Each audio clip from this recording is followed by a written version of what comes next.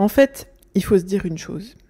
Tu peux avoir tous les bienfaits de la Terre. Si ton esprit, ton mental, il est imbibé de peur, de croyances limitantes, si tu es blindé d'autosabotage, le drame, si je peux dire ça comme ça, c'est que tu ne seras pas en capacité d'embrasser, de ressentir, de kiffer pleinement les richesses, les bienfaits qui sont dans ta vie. Je te donne un exemple. Tu as des enfants en bonne santé, mais tu flippes, tu es rongé par l'angoisse qu'il leur arrive quelque chose, tu les laisses pas sortir, tu les laisses pas vivre, tu les laisses pas expérimenter. Ton mari, objectivement, il est aimant, mais voilà, tu te sens pas à la hauteur des autres femmes, tu as peur qu'il t'abandonne, tu te compares aux autres, tu psychotes, est-ce qu'il va sur les réseaux sociaux, est-ce qu'il regarde les femmes dehors, etc.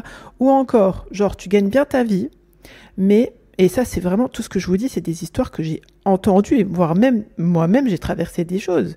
Mais imagine, tu gagnes bien ta vie, mais voilà, t'es dans la peur du manque, en fait. Je me rappelle, j'avais accompagné une femme, elle gagnait vraiment pas loin des 100 000 euros par an, c'est énorme. Hein. Elle n'arrivait pas à kiffer ce qu'elle avait parce que elle avait cette crainte. Et je m'en parle souvent, et si tu fais partie des femmes que j'ai accompagnées ou que j'accompagne, je donne souvent cet exemple-là. Mais elle avait tellement peur de plus toucher ces revenus-là ou de perdre ses biens, elle n'en profitait pas du tout. Je suis sûre que toi aussi tu as vécu des épreuves difficiles. Toi aussi tu as été marqué par des émotions fortes. Et ton cerveau, qu'est-ce qui se passe? C'est que quand on a vécu des choses comme ça et que ça n'a pas eu le temps d'être digéré, d'être guéri, ton cerveau, il encode des croyances qui t'empêchent d'être épanoui et d'exploiter ton potentiel. Il faut vraiment que tu retiennes, et ça c'est quelque chose que je dis beaucoup aussi, il n'y a pas de fatalité. Tu peux remettre les choses en place, Inch'Allah, et repartir sur de bons rails. Accorde-toi 3 jours pour prendre soin de toi. Le challenge, 3 jours pour apprendre à se traiter en première classe, reviens. Si t'es pas encore inscrite, go sur mapsyenlignechaismoi.fr/challenge pour t'inscrire. Chaque jour, je vais être en direct sur le site mapsyenlignechaismoi.fr. Donc, c'est important que tu t'inscrives pour que tu puisses recevoir les liens d'accès exclusifs parce que cet événement est réservé aux ladies, ok, ladies only. Tous les jours, je vais venir te délivrer la leçon du jour avec un exercice d'introspection puissant.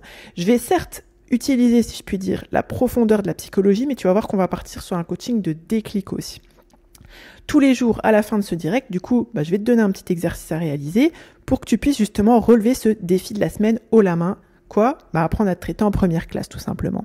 C'est un temps nécessaire, 5, 10, 15 minutes pour l'écrire, le réaliser. Mais c'est sûr que, comme je dis souvent au bout de campus de Mapsy Campus, on plante une graine, tu auras une première réponse qui va te venir et tu vas voir que ça va continuer à tourner. Mais c'est le temps nécessaire pour poser des fondations solides, pour apprendre à se traiter en première classe.